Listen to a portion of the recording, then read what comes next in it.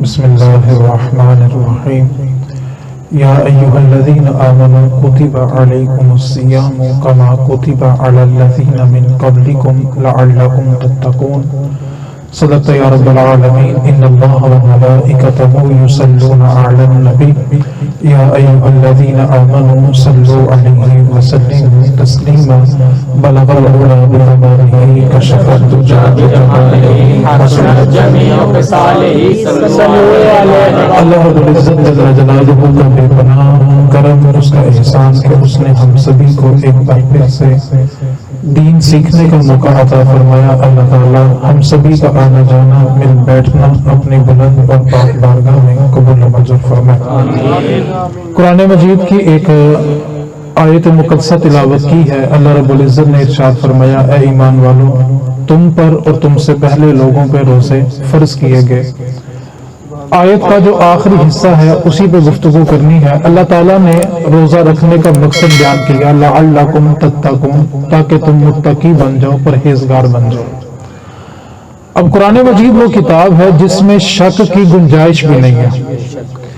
اللہ تعالیٰ کا اعلان ہے کہ جو روزہ رکھے گا وہ متقی بن جائے گا، لیکن ہم جب معاشرے میں نظر دوڑاتے ہیں تو دیکھتے ہیں کہ 10 سال 20 سال 30 سال 50 سال روزہ رکھنے والا بندہ بھی متقی نہیں ہے، جبکہ قرآن تو کہہ رہا ہے کہ روزہ رکھو گے تو متقی بن جاؤ گے، گناہوں سے بچنے والے بن جاؤ گے، لیکن یہاں پہ 50 سال روزے رکھنے کے باوجود آنکھوں میں حیا نہیں ہے، زبان جھوٹ اور غیبت سے پاک نہیں ہے۔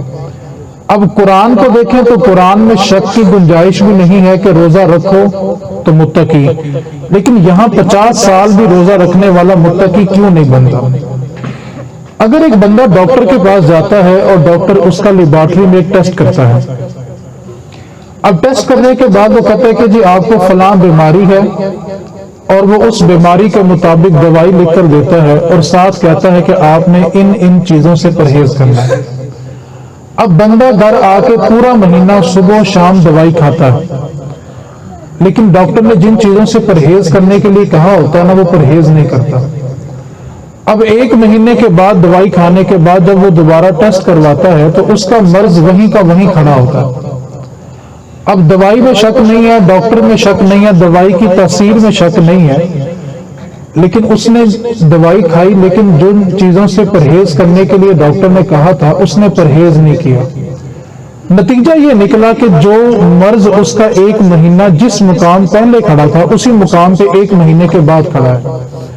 یہی حالت مسلمانوں کی ہوتی ہے۔ مسلمان روزہ تو پورا مہینہ رکھتے ہیں، لیکن جن باتوں سے رب نے منع ہونے کے لیے کہا تھا نا یہ باز نہیں آتے، اس لیے مسلمان کی جو حالت یکم رمضان کو ہوتی ہے وہی حالت یکم شوال کو بھی ہوتی ہے۔ اسی طرح زندگی کے 50 سال بیت جاتے ہیں، روزوں کا اثر ان کی طبیعتوں پہ نظر نہیں آتا۔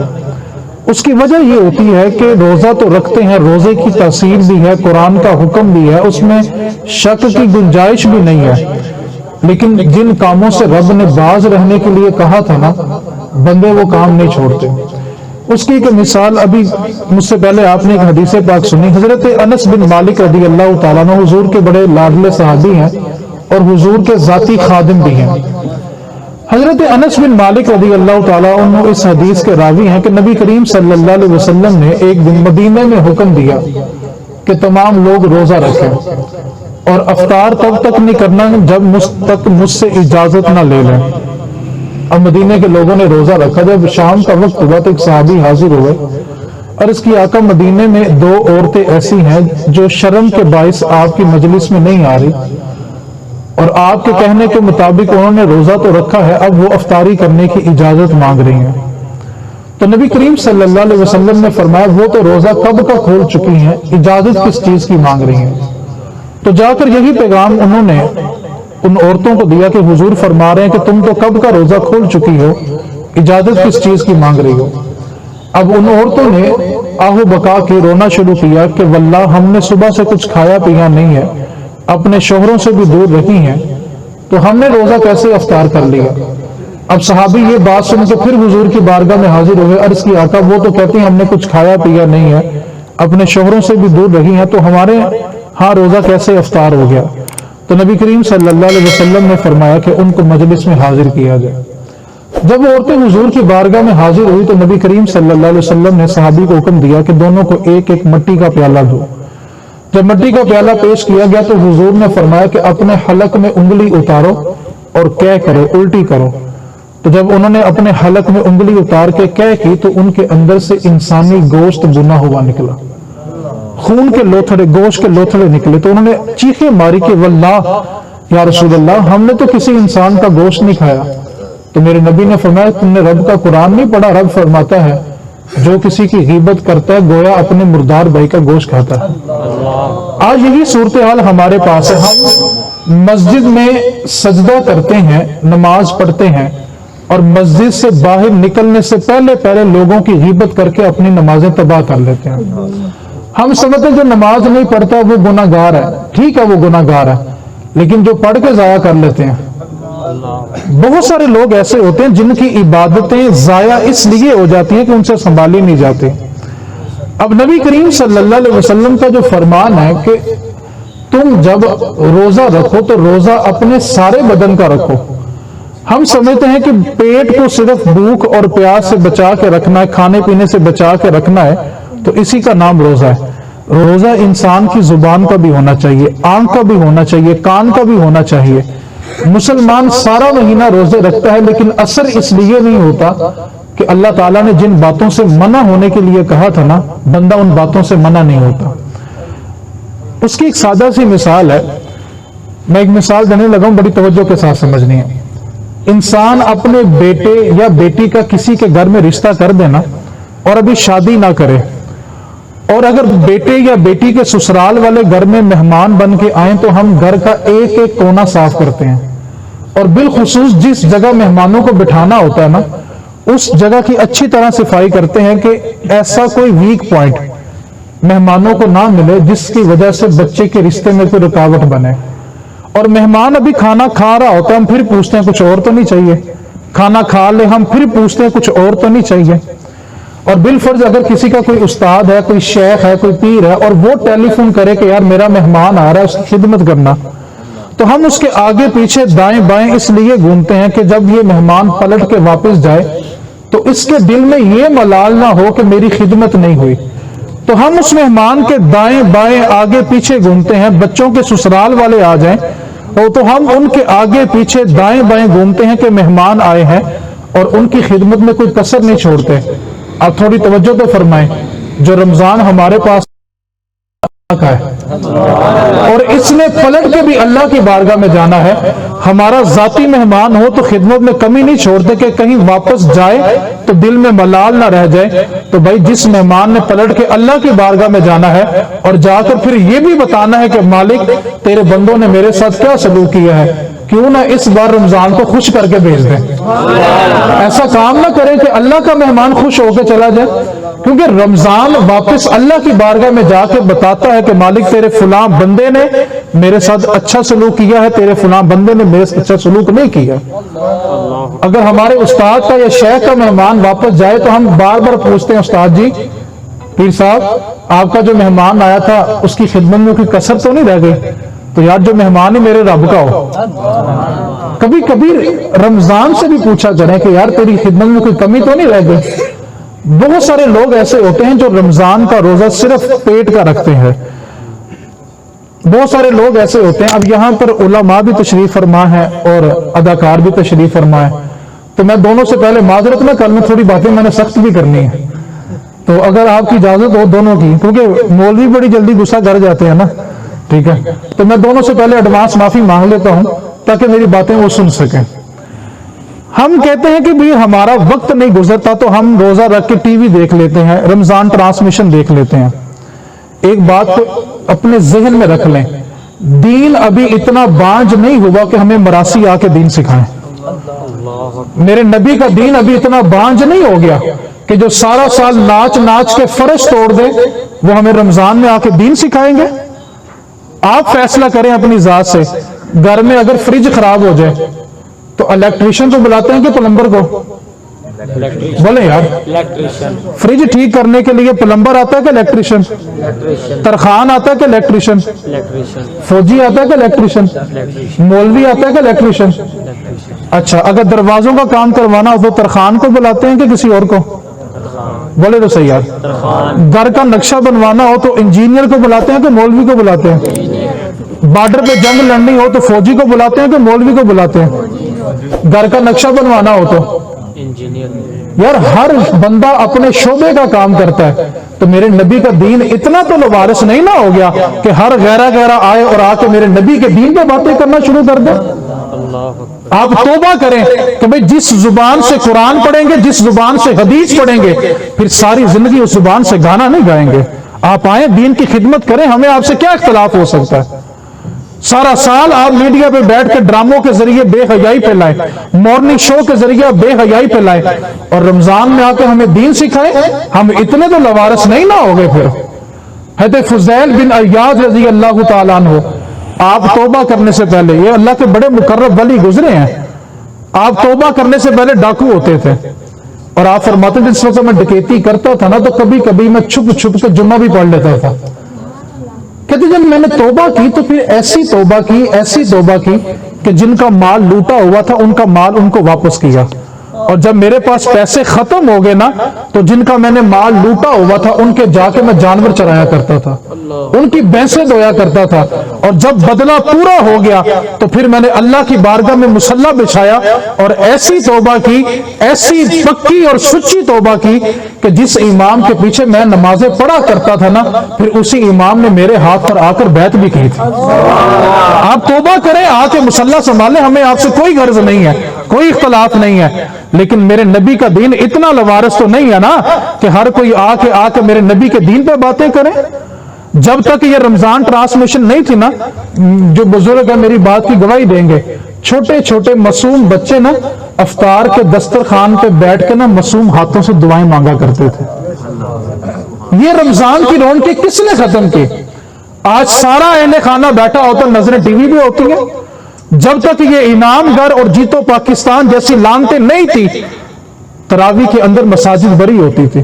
اور بھائی ہوش کرو, یہ انعام گھر سے یا جیتو پاکستان سے انعام لینے کا مہینہ نہیں, یہ تو اللہ رسول سے انعام لینے کا مہینہ ہے. تم اللہ سے کیوں نہیں انعام مانگتے؟ اللہ کا مہمان تمہاری دہلیز پہ ہو اور تم اس کی بے حرمتی کر کے انعام لینے کے پیچھے بھاگ رہے ہوتے ہو. میرے نبی کا دین اتنا لوارث نہیں ہے جتنا ان لوگوں نے سمجھ لیا ہوگا. اور افسوس ہے ان مفتیوں پہ, ان پیروں پہ, ان مولویوں پہ. یہ 3 رمضان آئے گا, سیدہ خاتون جنت, سیدہ طیبہ طاہرہ مخدومہ کائنات, میرے حضور کی لاڈلی صاحبزادی سیدہ فاطمہ زہرا سلام اللہ علیہا کا یوم وصال آئے گا, اور سیدہ کے پردے پہ بات کریں گے مولوی, اور سامنے بٹھائی بے پردہ خاتونیں ہوں گی. تم نے بے پردہ خواتین بٹھا کے تم کس منہ سے سیدہ کے پردے کی بات کرتے ہو؟ اور بڑی بڑی جناح کیپیں پہننے والے, بڑی بڑی داڑیاں چھوڑنے والے, نئے نئے جبے پہن کے ٹرانسمیشن کرنے والے مولوی اپنے گریبان میں ہاتھ ڈال کے اس حدیث کو کیوں نہیں پڑھتے؟ میرے نبی نے فرمایا قیامت کا دن ہوگا, ایک حاجی اللہ کی بارگاہ میں لایا جائے گا, وہ عرض کرے گا مالک و مولا میں نے تیرے لیے حج کیا. رب فرمائے گا سن, تو نے حج اس لیے کیا تھا کہ لوگ تجھے حاجی کہیں. وہ دنیا میں لوگوں نے تجھے کہہ دیا, آج تیرے رب کے پاس تیرے لیے کچھ نہیں ہے. میرے حضور نے فرمایا پھر ایک شہید کو لایا جائے گا, وہ عرض کرے گا مالک میں تیری بارگاہ میں تیری راہ میں لڑتا لڑتا شہید ہو گیا. میرا رب فرمائے گا سن, تو اس لیے لڑا تھا کہ بچ گیا تو غازی, مر گیا تو شہید. وہ لوگوں نے تجھے دنیا میں کہہ دیا, آج تیرے رب کے پاس تیرے لیے کچھ نہیں ہے. پھر میرے حضور نے فرمایا ایک عالم دین کو بھی لایا جائے گا, وہ کہے گا مالک میں نے ساری زندگی کریا گلی گلی تیرے دین کے چرچے کیے تھے. رب فرمائے گا نہیں, تو نے اس لیے کہہ دے لوگ تجھے خطیب کہیں, لوگ تجھے عالم کہیں, لوگ تجھے مفتی کہیں, تو لوگوں نے تجھے دنیا میں کہہ دیا تھا, آج تیرے رب کے پاس تیرے لیے کچھ نہیں ہے. صوفیاء نے اس حدیث کے بعد لکھا ہے کہ جب دنیا میں ساری نعمتیں ملنا شروع ہو جائے نا, تو پھر یہ بھی غور کیا کرو کہ صرف دنیا کے لیے تو نہیں ہے. آج میرے نبی کا دین اتنا لوارث سمجھ لیا, سیدہ کے پردے کی بات کرتے ہیں, بڑی بڑی جناح کیپیں پہننے والے, اور سامنے بے پردہ خاتون بٹھاتے ہو. تم اس کو تبلیغ کیوں نہیں کرتے کہ پہلے تم اپنا پردہ کرو پھر سیدہ کے پردے کی بات کرو. جن سیدہ کے پردے کی تم بات کرتے ہو انہوں نے تو فرمایا تھا کہ میرا جنازہ بھی رات کی طریقے میں جائے کہ فاطمہ کے کفن کے اوپر بھی کسی غیر محرم کی نظر نہ پڑ جائے. اور پھر علامہ صاحب پروگرام ختم ہونے کے بعد بے پردہ خواتین کے ساتھ سیلفیاں کھچوا کے فیس بک پہ لگاتے ہیں جی فلاں علامہ صاحب نے فلاں چینل کے اوپر فلاں ہوسٹ کے ساتھ فلاں پروگرام کیا. میں کہتا ہوں ہوش کرو, کیوں میرے نبی کے دین کا مذاق بنا رہے ہو؟ آپ سے نہیں پاسداری ہوتی تو آپ اپنے نام کے ساتھ دینداری کا لقب کیوں لگاتے ہو؟ آپ سے میرا ایک سوال ہے, ایک بندہ ممبر رسول پہ بیٹھ کے آپ کو کہے کہ بھی گھر میں خواتین کو پردہ کرواؤ, آپ گھر جا کے ٹی وی آن کریں اور وہی علامہ صاحب ایک بے پردہ خاتون کے ساتھ بیٹھے ہوں تو آپ کے دل میں کیا آئے گا؟ جو آپ پنجابی میں کہیں گے وہ ممبر پہ میں کہہ نہیں سکتا. میں ادب والے الفظ یہ بول دیتا ہوں, جہاں مولوی پہلے اپنا کار سیدھا کر. میرے نبی کا دین اتنا تو لوارث نہیں ہے. جب تک یہ رمضان ٹرانسمیشن نہیں تھی ہماری تراویح بحال تھی, افطار کی دعائیں بحال تھی, روزوں میں تاثیر تھی. کچھ لوگ کہتے ہیں جی ہمارا وقت نہیں گزر رہا تھا تو ہم نے اس لیے خبریں لگا لی تھی. میں کہتا ہوں سارا سال آپ نے خبریں سنی ہیں, آپ کی خبریں سننے سے دنیا میں اور پاکستان میں کون سا انقلاب آ گیا؟ آپ نے سارا سال خبریں سنی ہیں نا, کتنا کہ انقلاب آپ کی خبریں سننے سے آ گیا.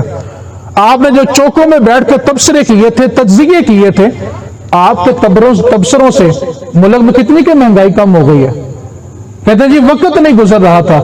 میں ایک بات کرنے لگا, اپنا گرے باندھ پکڑتا ہوں تاکہ کسی کو میری بات بری نہ لگے. اپنا گرے باندھ پکڑ کے اپنے آپ سے پوچھو, ہاں نماز کے ساتھ فرض آتے ہیں؟ نماز کی 6 شرطیں آتی ہیں, نماز کے واجبات آتے ہیں. میں بڑے وثوق سے ممبر رسول پہ بات کر رہا ہوں. آپ پنجاب کی مساجد پھر کے دیکھ لیں, بڑے وثوق سے بات کر رہا ہوں. 50% مولویوں کو نماز پڑھانی نہیں آتی. 50% مولویوں کو نماز کے فرائض نہیں آتے. تو ہم کس منہ سے کہتے ہیں جی رمضان میں ہمارا وقت نہیں گزر رہا تھا؟ کیا ہم نے سارا قرآن پڑھ لیا, ساری حدیثیں پڑھ لی, اللہ کی بارگاہ سے بخشش طلب کر لی؟ میرے حضور کا فرمان ہے بد نصیب ہے وہ انسان, بدبخت ہے وہ انسان جس کی زندگی میں رمضان آیا اور اس نے اپنی بخشش نہیں کروائی. کیا ہم اس بد نصیبی کی لسٹ سے باہر آ گئے ہیں؟ اس واسطے سارا سال بڑی خبریں سن لی ہیں, بڑے پروگرام دیکھ لی ہیں.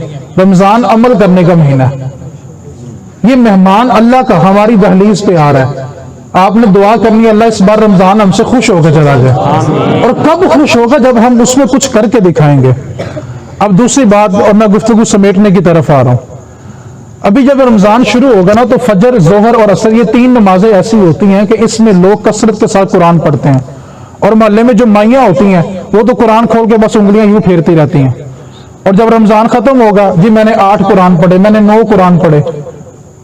اب آپ سے میں ایک بات کرنا چاہتا ہوں, ایک بندہ پورا قرآن پڑھ لے اور اس سے پوچھا جائے بتاؤ بھائی الحمدللہ رب العالمین کا مطلب کیا, اور اس کو نہ آتا ہو تو تھوڑی توجہ فرمانی چاہیے کہ نہیں فرمانی چاہیے؟ نسخہ میں آپ کو بتاتا ہوں. ایک نا بڈھی مائی تھی, اس کا بیٹا چلا گیا یورپ میں اور وہاں پہ اس نے اچھی کمائی کرنا شروع کر دی. وہ ہر مہینے نا اپنی ماں کو خط بھیجتا تھا. ماں چٹی ان پڑھ تھی, اس کو کچھ نہیں پڑھنا آتا تھا. وہ خط آتا بیٹے کا, چومتی, آنکھوں پہ لگاتی اور ایک الماری میں جمع کرتی گئی. ہر مہینے خط آنا, اس نے چومنا, آنکھوں سے لگانا, الماری میں رکھ دینا. قدرت کا قانون ایسا کہ وہ نا مائی بڈھی بیمار ہو گئی اور اتنی بیمار ہوئی اور فاقے اتنے ہو گئے کہ فاقوں سے اور بیماری سے مر گئی. بیٹے کو اطلاع ملی کہ میری ماں کا انتقال ہو گیا. وہ آیا اور جب وہ اپنے محلے میں داخل ہوا نا تو لوگوں نے اس کو تانے مارنے شروع کیے, طنز کیا, تنقید کی کہ تم خود تو یورپ میں عیاشیاں کرتے ہو اور تیری ماں فاقوں سے اور بیماری سے مر گئی ہے. اس نے کہا میری ماں فاقوں سے اور بیماری سے کیسے مر سکتی ہے؟ میں تو اپنی ماں کو ہر مہینے چیک بھیجا کرتا تھا. جب الماری سے خط نکالے گئے تو وہ خط نہیں تھے, وہ ہر مہینے پیسوں کے چیک آیا کرتے تھے. لیکن قصور مائی کا کیا تھا کہ وہ چٹی ان پڑھ تھی, وہ چوم چوم کے اوپر رکھتی رہی. یہی حال بندے مسلمان کا ہے. قرآن پڑھتا ہے لیکن چوم چوم کے اوپر رکھتا ہے. اس کو پتہ نہیں کہ قرآن میں دامن میں ہمارے لیے لکھا کیا ہوا ہے. یہ قرآن چومنے کے لیے, تعویذ بنا کے گلے میں پہننے میں منع نہیں کرتا, لیکن قرآن اس مقصد کے لیے نہیں آیا تھا. آپ کا کاروبار نہیں چلتا، دکان پہ تعویذ رکھیں، برکت ہوگی، لیکن قرآن کے آنے کا یہ مقصد نہیں تھا۔ کوئی بڈھا مر گیا ہے، اس کے سال ثواب میں پڑھیں، ثواب ہوگا، بخشش ہوگی، ضرور ہوگی، لیکن قرآن کے نازل ہونے کا یہ مقصد نہیں تھا۔ قرآن کے آنے کا مقصد اللہ نے خود بیان کیا، ہدی للمتقین، یہ متقین کی ہدایت بن کے آیا۔ اقبال نے جب اس قوم کی حالت دیکھی تھی نا، تو اقبال نے ایک جملہ کہا تھا کہ اس امت نے قرآن سے سیکھا تو صرف مرنا سیکھا، کاش حضور کی امت نے قرآن سے جینا سیکھا ہوتا۔ قرآن زندگی دیتا ہے۔ اس کی میں ایک سادہ سی مثال دیتا ہوں، توجہ میری طرف کیجیے گا۔ آپ گھر میں اے سی لے کے آئیں تو اس کے ساتھ ایک چھوٹی سی کتاب نکلتی ہے گتے سے، بولے تو صحیح ہے، جی نکلتی ہے، سر جی نہیں مانگتا، بولے تو صحیح۔ نکلتی ہے، اس کتاب میں کیا لکھا ہوتا ہے کہ آپ نے اے سی کو اس کے مطابق، چلانا ہے، فریج لے کے آئیں، اس کا گتا کھولیں تو ساتھ ایک چھوٹی سی، بک نکلتی ہے، وہ بولے تو صحیح ہے، بک نکلتی ہے، کتاب نکلتی ہے۔ واشنگ مشین لائے تو اس کے ساتھ ایک چھوٹی سی۔ کتاب نکلتی آپ گھر میں الیکٹریشین کے اعتبار سے کوئی بھی، الیکٹریسٹی کے اعتبار سے کوئی بھی استعمال کی چیز میں تو ساتھ کیا ہوتا ہے؟ اس کتاب کا مقصد کیا ہوتا ہے کہ آپ نے اس چیز کو اس کے مطابق چلانا ہے۔ اللہ نے بھی انسان بنا کے لوارث نہیں چھوڑا، اس کے چلانے کے لیے بھی قرآن بھیجا ہوا ہے کہ تم نے انسان کو اس کتاب کے مطابق چلانا ہے۔ بندہ بڑا سیانا ہے، ہر چیز کتاب کے مطابق چلاتا ہے، نہیں چلاتا، وہ خود کو کتاب کے مطابق نہیں چلاتا۔ انسان اپنے آپ کو کتاب کے مطابق چلائے تو صحیح۔ ہم سارا قرآن پڑھ لیں اور پھر جھوٹ بولنا نہ چھوڑیں تو فائدہ ہو جائے گا؟ نیکیوں میں اضافہ ضرور ہوگا، اس کا انکار نہیں ہے۔ امام مالک رحمۃ اللہ علیہ کے نا پاس ایک بابا جی حدیث پڑھنے آتے تھے، کبھی ہفتے بعد آنا، کبھی 2 ہفتے بعد، کبھی مہینے کے بعد آنا۔ تو جو شاگرد تھے نا وہ کہتے استاد جی یہ بابا جی کبھی آتے ہیں کبھی نہیں آتے، کبھی 2 ہفتے نہیں آتے، کبھی مہینہ نہیں آتے، تو آپ ان سے پوچھتے کیوں نہیں ہیں کہ یہ لگاتار روزانہ کلاس میں کیوں نہیں آتے؟ تو امام مالک نے شاگردوں کے کہنے پہ نا بابا جی سے پوچھا، بابا جی آپ کبھی ہفتے بعد آتے ہیں حدیث سننے، کبھی 2 ہفتے کے بعد، کبھی مہینوں بعد آتے ہیں، اس کی وجہ کیا ہے؟ تو فرمایا استاد جی امام صاحب اصل بات یہ ہے کہ میں آپ سے حضور کی ایک حدیث سن کے جاتا ہوں، اور جب تک اس پہ پورا عمل نہیں نہ کرتا دوسری حدیث سننے نہیں آتا۔ آپ قرآن کی ایک آیت پڑھیں، ایک آیت پڑھیں۔ جیسے میں مثال دیتا ہوں، آپ رمضان کا پہلا روزہ آتا ہے، آپ قرآن کھولیں، ایک آیت پڑھیں، لعنت اللہ علی الکاذبین، کہ جھوٹ بولنے والے پہ اللہ کی لعنت ہے۔ آپ سارا دن اس آیت پہ عمل کریں کہ میں نے جھوٹ نہیں بولنا، آپ ایک برائی چھوڑ دیں، اگلے دن جائیں ایک آیت پڑھیں، بس ایک آیت، آپ اس میں یہ پڑھیں کہ جو کسی کی غیبت کرتا ہے مردار کا گوشت کھاتا ہے، آپ سارا دن غیبت نہ کریں۔ کتنے روزے ہوتے ہیں؟ 30۔ اگر ایک بندہ 30 برائیاں چھوڑ دے، بتاؤ مومن بنتا ہے کہ نہیں بنتا؟ سبحان اللہ۔ بھائی راتوں رات تبدیلیاں نہیں آتی، آپ بدلنے کا ارادہ تو کریں نا یار۔ ایک رمضان تو ایسا گزارے نا کہ رمضان بھی آپ سے خوش ہو کے چلا جائے۔ میں آپ کو کہتا ہوں اگر آپ اس سال رمضان میں صرف اور صرف اپنی نماز بھی ٹھیک کر لیں نا تو رمضان آپ سے خوش ہو کے چلا جائے گا۔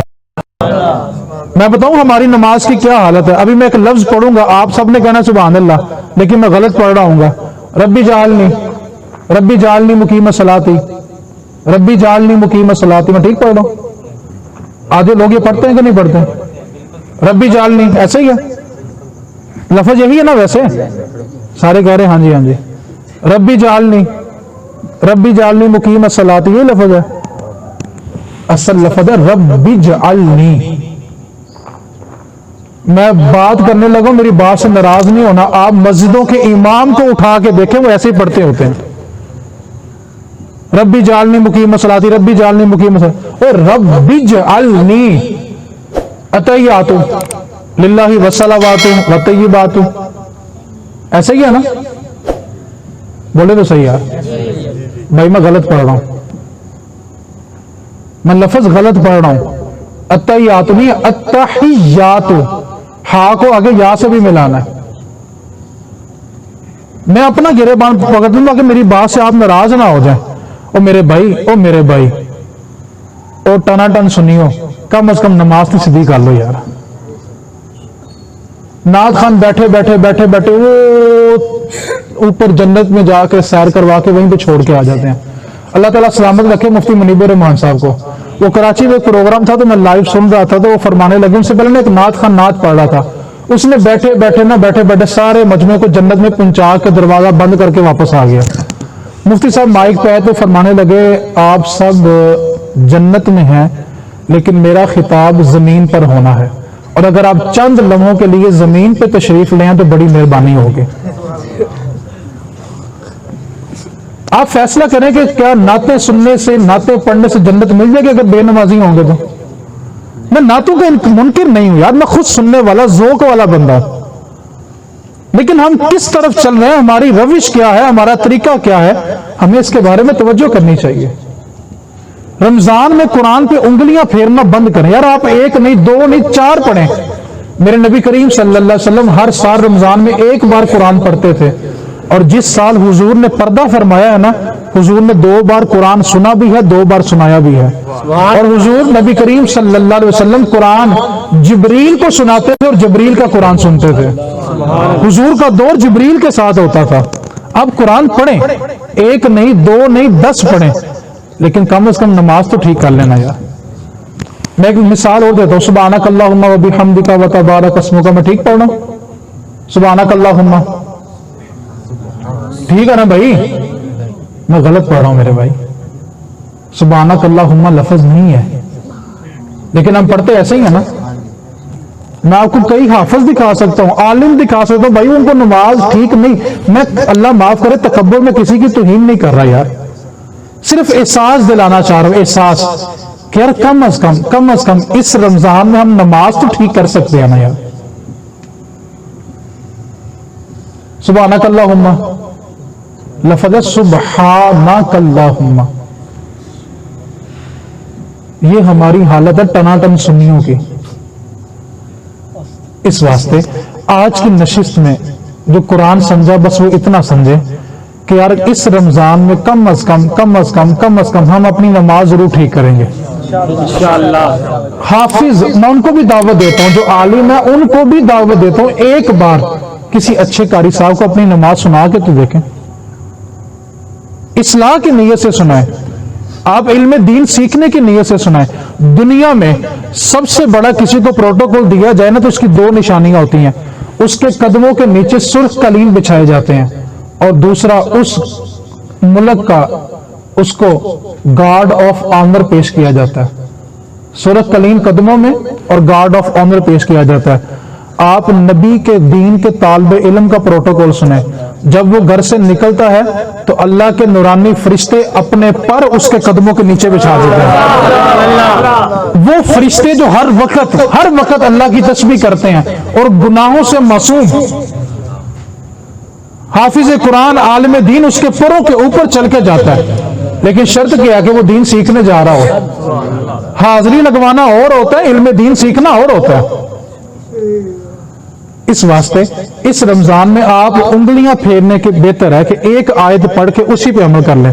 میں آخری مثال دے کے گفتگو سمیٹنے کی طرف آ رہا ہوں۔ ایک مہینے میں کتنے ہفتے ہوتے ہیں؟ 4۔ اگر آپ ایک ہفتے میں ایک آیت پہ عمل کر لیں، ایک آیت پہ، اور پورا ہفتہ اسی پہ لگاتار عمل کریں کہ یار میں نے جھوٹ نہیں بولنا، اگلے ہفتے دوسری آیت پڑھیں، پورا ہفتہ اس پہ عمل کریں، مہینے میں کتنی برائیاں ختم ہو گئی؟ 4۔ 12 مہینوں میں آپ خود فیصلہ کریں، جس کی 50 برائیاں ختم ہو جائیں مومن بنتا ہے کہ نہیں بنتا؟ تو پھر عمل کرنا ہے کہ نہیں کرنا؟ انشاءاللہ۔ انگلیاں پھیریں ضرور، لیکن آپ نے اس بار عہد کرنا کہ یار میں نے اگرچہ ایک رکوع پڑھنا ہے لیکن ترجمے کے ساتھ پڑھنا ہے کہ میرا رب مجھ سے کیا کہہ رہا ہے۔ اس کی میں ایک مثال دیتا ہوں، آپ کے موبائل پہ اگر میسج آ جائے اور میسج اس زبان میں ہو جس کو آپ نہ پڑھ سکتے ہو، پہلی بات کیا کہ موبائل پہ کیا آئے؟ میسج آئے، اور میسج کس زبان میں ہو، اور بھیجنے والا آپ کا بڑا کوئی قریبی دوست ہو۔ اب آپ نے مجھے جواب دینا ہے کہ آپ میسج جب پڑھ نہیں سکتے تو اس کو ڈیلیٹ کر دیں گے یا کسی ایسے بندے کے پاس جائیں گے جو اس کو پڑھ کے سنا سکتا ہو؟ بندے کے پاس بولے تو صحیح یار، کسی بندے کے پاس ڈیلیٹ کر دیں گے؟ نہیں۔ کسی کو پوچھیں گے بار بار یار نے کی لکھا ہے، یاروں نے کی لکھا ہے، اہلا مطلب کی ہے؟ یار ایک پیغام رب نے بھی ہمارے لیے بھیجا، हम अरबी नहीं पढ़ सकते, नहीं समझ सकते। कभी हम कुरान लेके किसी के पास गए कि यार पढ़ के सुना मेरे रब ने मैनू की किया। कभी कोशिश की है कि रब का मैसेज पढ़ने के लिए? रात को 2 बजे आंख खुल जाए, 3 बजे आंख खुल जाए, सबसे पहले क्या चेक करते हैं? कभी कुरान खोल के चेक किया? एक पैगाम उसने भी तो भेजा होगा ना।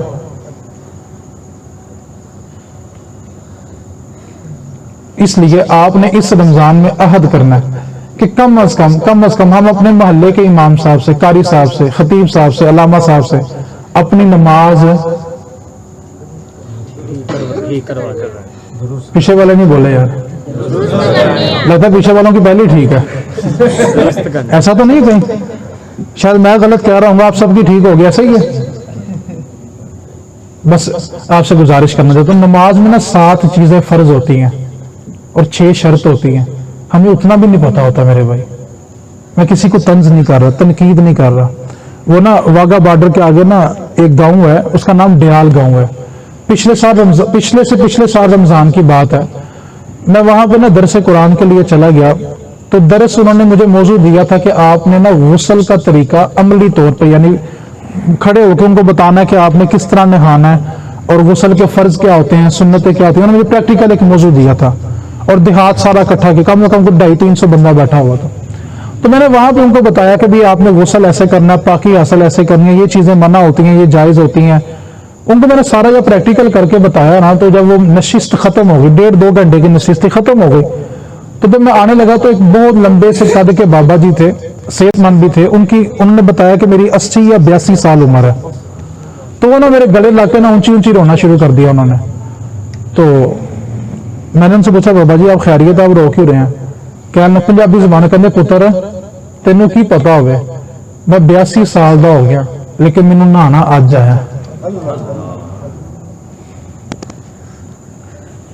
नबी करीम सल्लल्लाहु अलैहि वसल्लम की आमद से पहले ना जितने भी नबी आए हैं, जैसे ये 4 दीवारी है ना, हर नबी के लिए एक 4 दीवारी मखसूस थी और बस उतना हिस्सा पाक होता था।